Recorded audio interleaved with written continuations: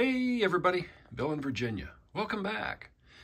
So Saturday night is coming to an end and I'm about ready to go in, but I've been working on the layout a little bit today, as well as outside because it's been a nice day here in Richmond.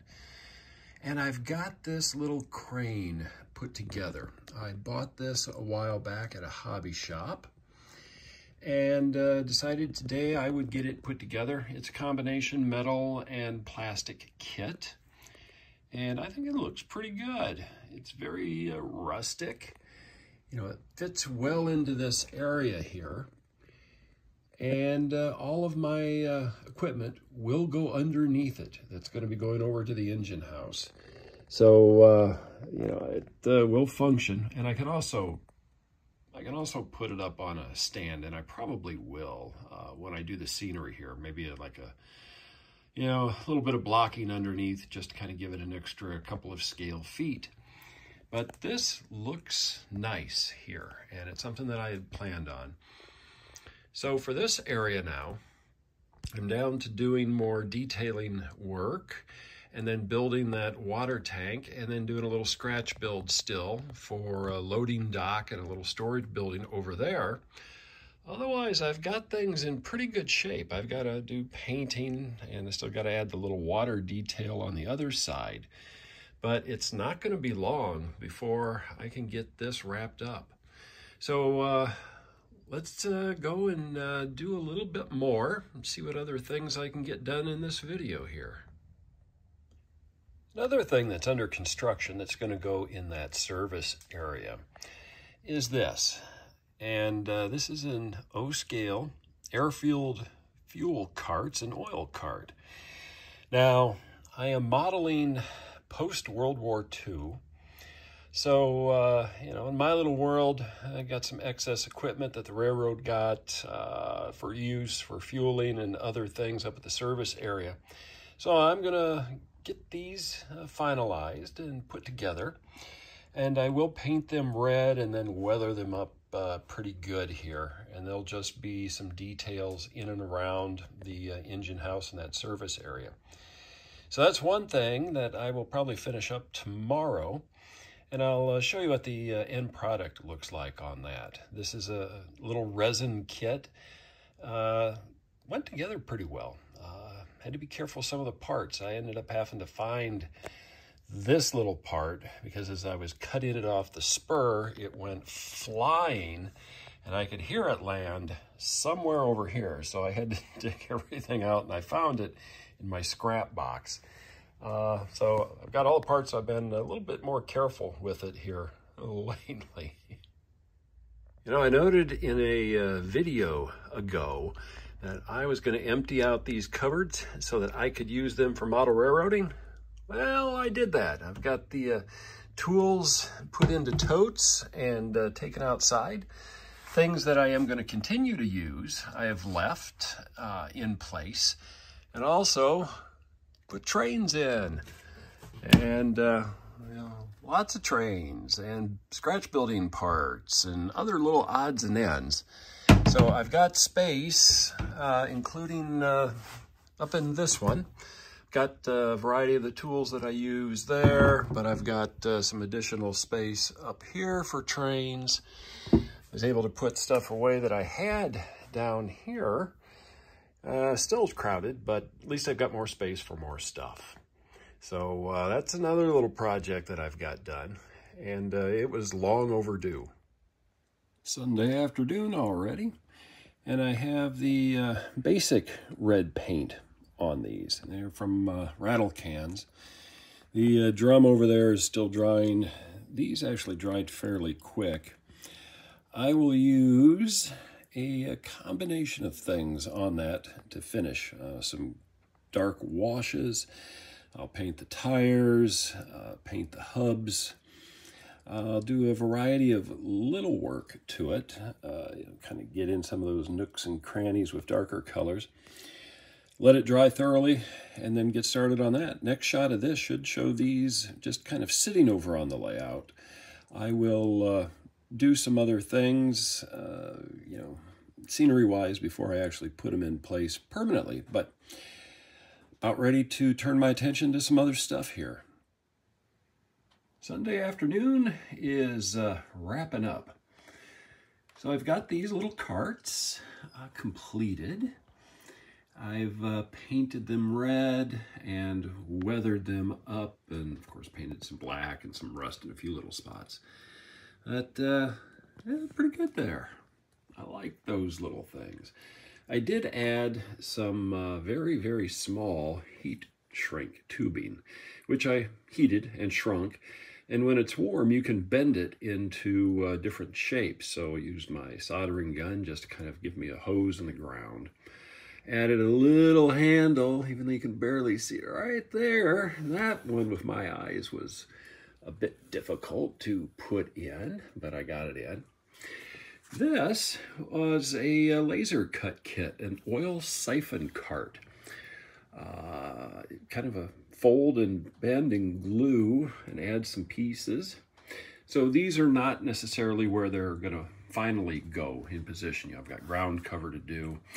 I do like this tractor because the tractor's got a hitch that is perfect for these. And if I would have thought fast enough, I would have glued one of those tongues in position where it could have been hooked up to one of these. But I'll just have this kind of near where some of these end up. So some nice little detail stuff done over the weekend. Now, let's see what else I can get done this week. Maybe doing some painting of these, or the water feature, or taking care of that, or moving that wrecked tank car, which there's nothing wrong with it. I just set it there and it just doesn't look good. I don't know. We'll see what other mischief I can get into yet here.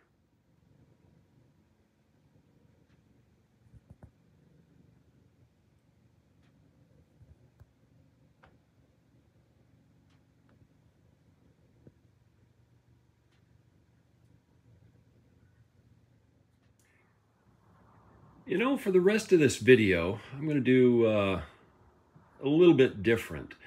I got looking at videos that I've posted, just kind of looking back a little bit, and I noticed that the last time I really did any major running on the HO or the N was like 7 months ago when I posted the video where I had all scales running at the same time.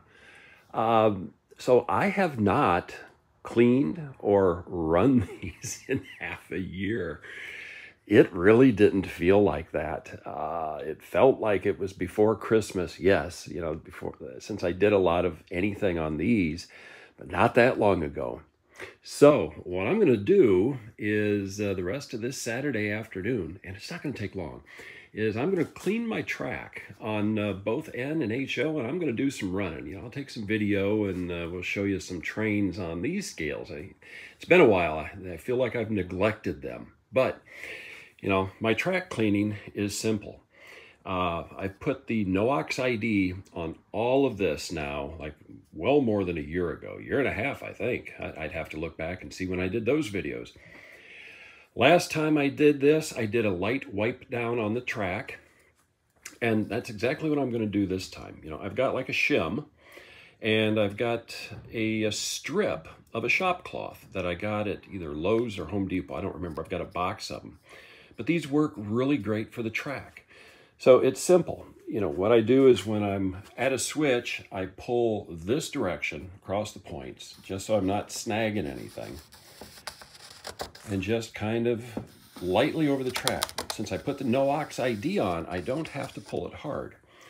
Now you can see I'm getting some stuff up. Most of that's just dust and grime that's accumulated. You can even see it on top of the passenger cars. I won't vacuum right now. I did that last time, but this just light, and I've still got the NOx ID, so a light pass on this, and my train should run pretty well. So I've already gotten backside done up through the engine terminal up to here, and I spent like 5 minutes doing that. So I'm going to use this and continue along here. And what I do is every once in a while, I'll just pull this cloth just, you know, 1/4 inch so that I get a fresh surface, and then just continue my rub. I don't rub hard. I just pull it across once or twice. again, along the switches, and just to make sure I got it. And I'll get a bunch of just light crud off the rails. But after I've passed it, you can see nice and shiny rails. It doesn't take much to clean it.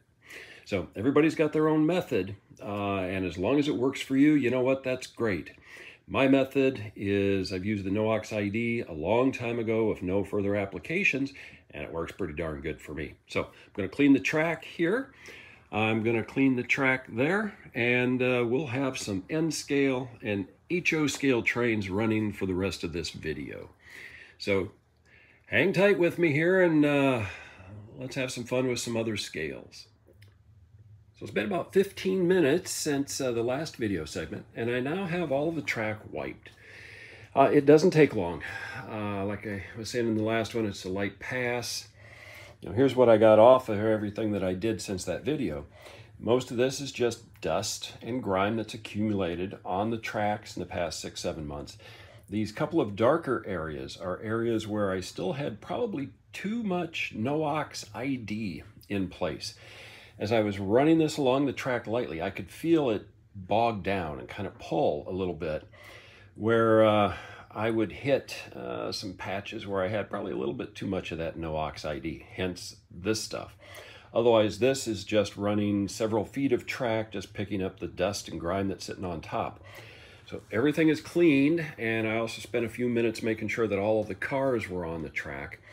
I had a handful of cars that been knocked off, bumped over, whatnot since the last time I ran it.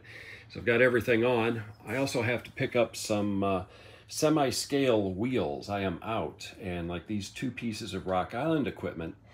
I like Rock Island. I grew up next to the Rock Island branch line that went through Independence, Iowa back in the day, and like to have some Rock Island stuff. But these have the basically pizza cutter flanges on them. Just too big for the Code 55. I've had to go in and put new wheel sets on just about every car that I've got here. And I still need to do it to those 2 and a few other cars, but I've got to get some wheels. Maybe next time I go to a hobby shop, I'll look and see if I can find some. But I am ready to power up the N scale and get it running again. So I'm going to get this one going, and then I'm going to turn my attention over to the HO. HO scale, even though I've got a lot more track, it's like a half hour to wipe the track, and then I should be good to start running on it. So getting close to having some trains running here.